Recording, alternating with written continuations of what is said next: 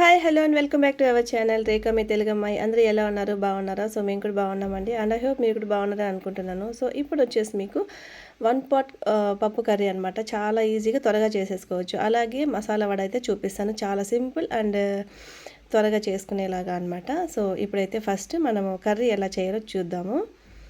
ముందుగా స్టవ్ వెలిగించి ఇక్కడ కుక్కర్ అయితే పెట్టుకోవాలన్నమాట. ఇది వచ్చేసి 3 లీటర్స్ కుక్కర్ అనమాట. ఇంకా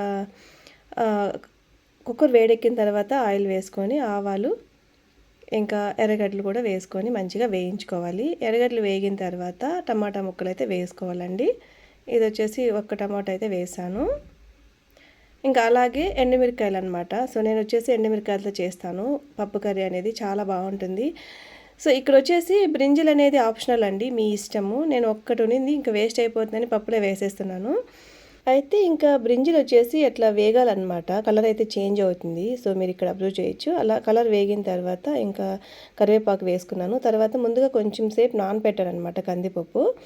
అదైతే అక్కడ వేసేస్తున్నాను అనమాట.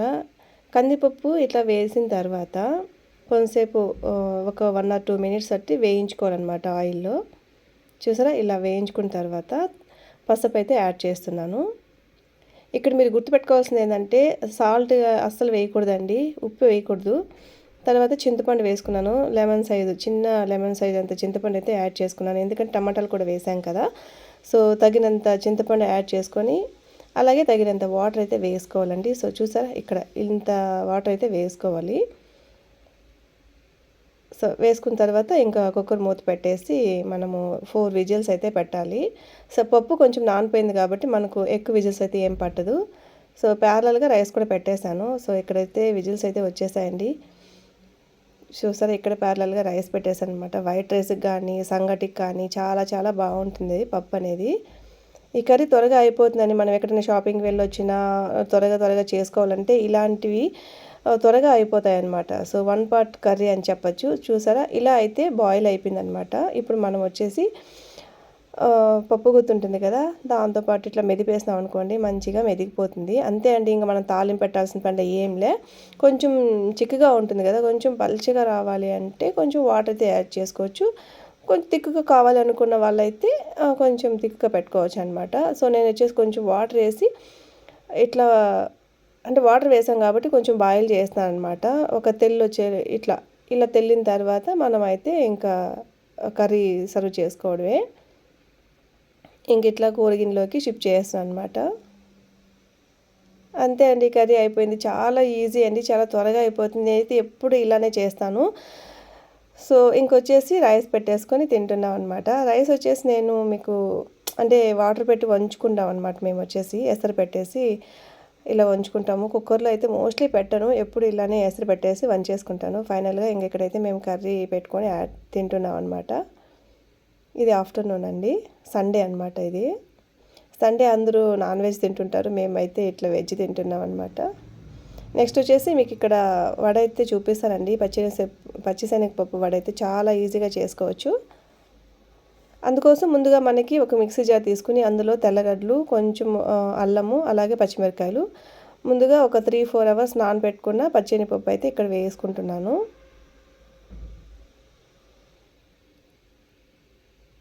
చూసారు, ఇందులో వచ్చేసి ఆనియన్స్ తర్వాత వేసుకుంటాం అనమాట. ఆనియన్స్ కానీ అలాగే కరివేపాకు కూడా.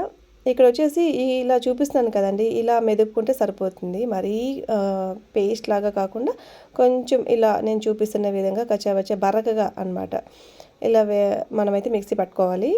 తర్వాత ఇక్కడ కరివేపాకు అలాగే ఆనియన్స్, ఎర్రగడ్డల ముక్కలు అయితే వేసుకుంటున్నాను. తగినంత సాల్ట్ కూడా యాడ్ చేసుకొని మంచిగా మిక్స్ చేసుకోవాలన్నమాట. ఇవన్నీ కూడా నేనైతే మిక్సీ జార్లోనే వేసేస్తున్నాను, ఎందుకంటే మళ్ళీ వేరే బౌల్లోకి తీసుకుంటే మళ్ళీ అవన్నీ కూడా కడగాలి కదా అనే ఉద్దేశంతో నేను ఇక్కడైతే మిక్సీ జార్లోనే, ఒక్క జారే అండి, కొంచెమే కదా, ఒక 250 గ్రామ్స్ అట్లా ఉంటుంది అంతే పప్పు. అందుకనేసి ఇంకా మిక్సీ జార్లో సరిపోతుందని అందులోనే మిక్స్ చేసేస్తున్నాను. సో చూసారా, ఫైనల్గా మిక్స్ చేసిన తర్వాత ఇలా ఉందన్నమాట. చాలా టేస్టీగా చాలా బాగుంటాయండి. ఈవినింగ్ స్నాక్ అనమాట ఇది, సండే మాకు. అయితే నేను ఇంట్లో ఏమీ స్నాక్స్ లేనప్పుడు ఇలాంటివి అయితే చేస్తానన్నమాట. చూసారా, ఇంక ఇక్కడ ముందైతే స్టవ్ వెలిగించి కడాయి పెట్టుకుంటున్నాను. చాలా చిన్న కడాయిలోనే చేస్తానన్నమాట, అంతే కొంచెమే కదా అనేసి ఇంకా చిన్నదే పెట్టుకున్నాను. అయితే కొంతమందొచ్చేసి ఇంట్లా చేత్తోనే వేసేస్తారు గదా! సో, నాకంతగా రాదనమాట. వేస్తాను కాకపోతే మందంగా వచ్చేస్తాయి. సో, మందంగా వస్తే ఇంట్లో వాళ్ళకి అంతగా నచ్చదు. అందుకనేసి నేను ఇంకా ఇట్లా కవర్ ఉంటుంది కదండీ! ఏదైనా మనం పప్పులు పట్టించినప్పుడు కవర్స్ వస్తూ ఉంటాయి కదా! ఆ కవర్ ఒకటి కట్ చేసుకొని, ఆ కవర్‌లో మంచిగా వడలాగా కొంచెం పల్చగా తట్టుకున్నాననమాట. మరీ పల్చన కాదు మీడియంగా అనమాట. అప్పుడు మనకు మంచిగా వేగుతుంది కదా! నూనెలో అనేసి ఇంకా పేపర్ అట్లా కవర్ మీద పెట్టి వడలైతే ఇలా వేసుకుంటున్నాను. చూసారా? ఇలా చిన్న కవర్ పెట్టుకుంటే చాలండి మనము. ఎలాగో మనం మార్కెట్‌లో తెస్తూ ఉంటాం గదా! పప్పుల కవర్లు అవి ఇవి వాటిని ఇలా యూజ్ చేసి వడ అయితే వేసుకోవచ్చు. సో, అందరూ చాలా ఇష్టంగా తిన్నారనమాట. సో, మీరు కూడా వేసి ఎలా ఉందో ట్రై చేసి మీకెలా కుదిరిందో అనేది నాతో కామెంట్ సెక్షన్‌లో కామెంట్ చేయడం అస్సలు మర్చిపోవద్దు.